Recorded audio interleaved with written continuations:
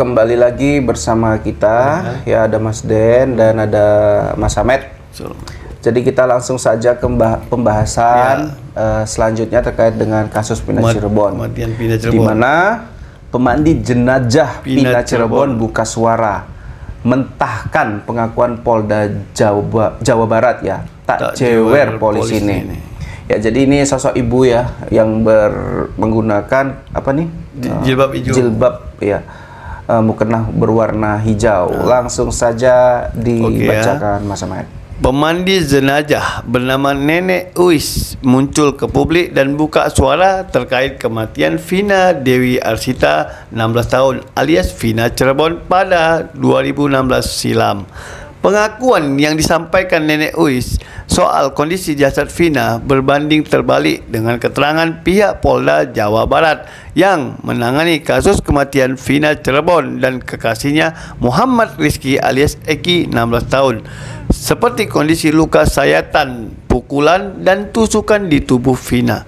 Nenek Uis pun meyakinkan Vina Cirebon merupakan korban pembunuhan, bukan korban kecelakaan lalu lintas. Iya, Mas Ahmed. Jadi kalau Nenek Uis seperti itu, ngomong kayak gitu, kenapa dia bisa ngomong kayak gitu? Ya, karena dia kita bilang dia Bilal Mayit, pemandi jenazah. Melihat tubuhnya, melihat fisiknya. Ya.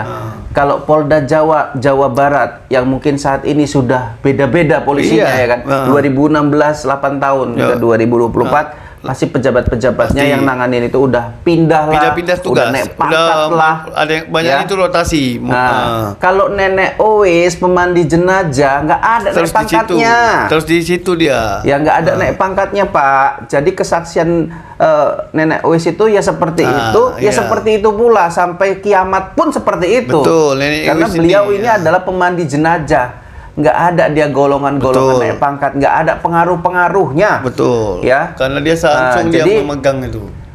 Ya diminta dong keterangannya dari Nenek Uis ini. Jangan berbeda-beda seperti itu. Kita tahu kok, netizen ini udah tahu kok. Kasus ini penuh dengan kejanggalan. Betul, banyak. Tapi jangan nantinya memalukan institusi gitu loh. Karena ini memang udah dari kemarin-kemarin memang sudah janggal, Mas Ahmed. Banyak dari kemarin udah banyak kejanggalan. Coba dibaca lagi Mas Ahmed.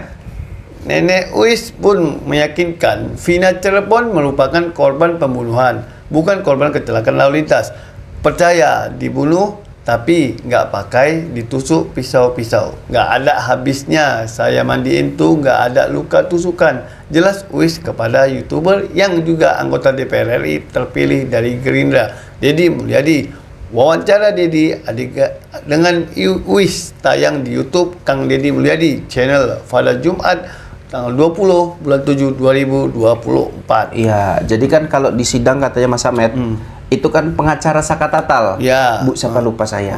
Itu juga mengatakan, "Yo kok ada peristiwa ditusuk-tusuk padahal jaket nggak ada bolong." Betul, Keterangan pengacaranya Saka dikuatkan juga dengan kesaksian dari Nenek Uis. Iya, pasti. Pemandi jenazah yang nggak punya kepentingan dan nggak punya titel jabatan dan lain-lain. Beliau bolak-balik mengatakan tidak ada dan nggak pakai ditusuk pisau-pisau. Betul. Ya dia ngomong nggak ada, ya nggak ada. Betul. Gitu. Masa si pemandi jenazah nggak paham namanya luka tusuk, patah tulang, ya. Masa nggak tahu gitu ya. Mungkin dia bisa diangkat menjadi seorang pemandi jenazah. Ya, ini baca Mas Ahmed lanjut. Berikut sederet pengakuan Nenek Uis soal kondisi jasad Vina Cirebon. Tak ada luka sayatan. Uis memastikan tidak ada luka sayatan di tubuh Vina. Namun, ia menyebut bagian kaki Vina mengalami luka sangat parah. Ya, jadi memang luka yang sangat parah ini kan Mas Ahmed kan menjadi promosi juga di film Pina sebelum 7 hari ya, di mana luka pada kaki lah yang diduga menjadi luka yang paling parah ya. Ditabrak katanya ya, dilindas katanya. Hancur dia lagi. Nah, makanya kalau dibilang Linda pada saat itu mengatakan, kok bisa nyeritain seperti itu? Saya saja nggak jadi saksi mereka aja nggak wawancara saya. Ya seperti ini ya Mbak Linda yang terhormat, Anda yang kerasukan jin. jin yang aneh ya. Kalau yang pertama oke lah, masih 40 hari bisa jadi korinnya Vina, yang lain-lainnya itu dipertanyakan. Nah ini, dari sinilah ya film itu dibuat. Dari sinilah ya saksi-saksi seperti Nenek Uis, inilah yang dasar dibuatnya film Vina Cirebon. Ya. Nah lanjut Mas Ahmed. Ya. Saat saya mandikan, tidak ada luka tusukan. Kakinya remuk semua, tuh keras. Terus tangannya sengklek atau patah, kata Nenek Uis. Selain itu, Uis juga menyebut tidak ada luka tusuk di tubuh Vina. Namun, menurutnya terdapat luka pada bagian belakang kepala, hidung hingga telinga.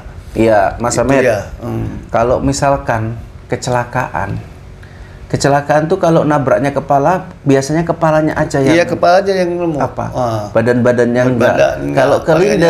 Kalau kelindes bagian mana? Misalnya bagian kaki, ya kakinya aja.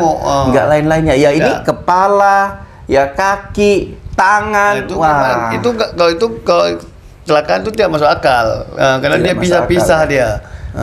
Jadi lanjut Mas Ahmed. Ya.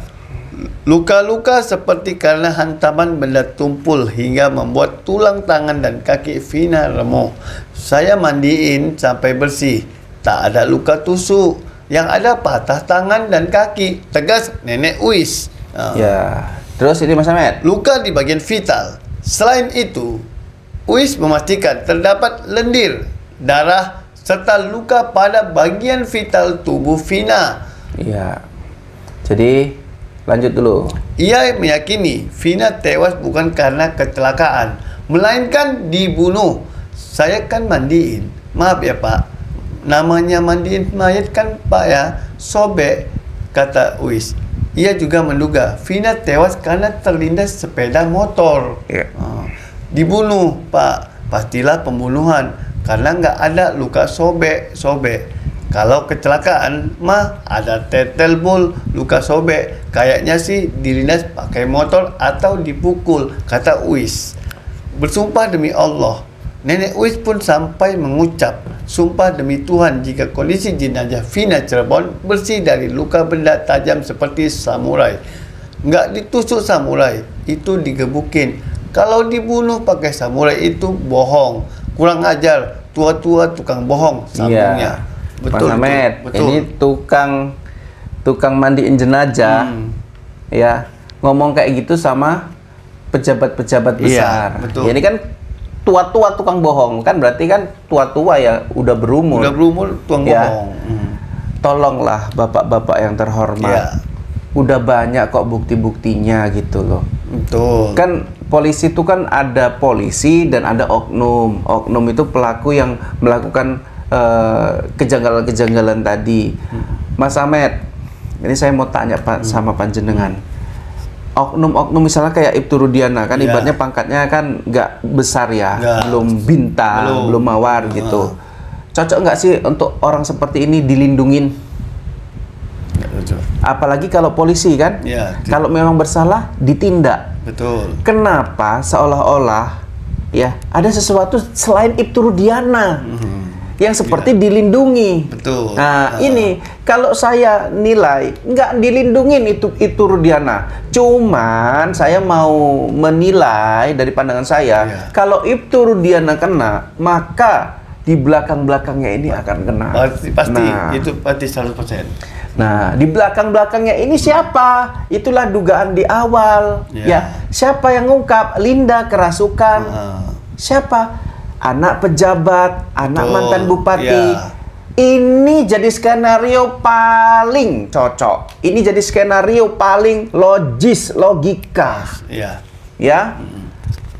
Pasti terbongkar ini, terbongkar semuanya. Ini betul. Kayak ini Mas Ahmed, masih toples, masih terbuka deratnya sedikit. Terbuka kali. Belum terbuka kali, tapi pastinya akan terbuka. Sudah longgar. Kita lihat aja ke depannya teman-teman.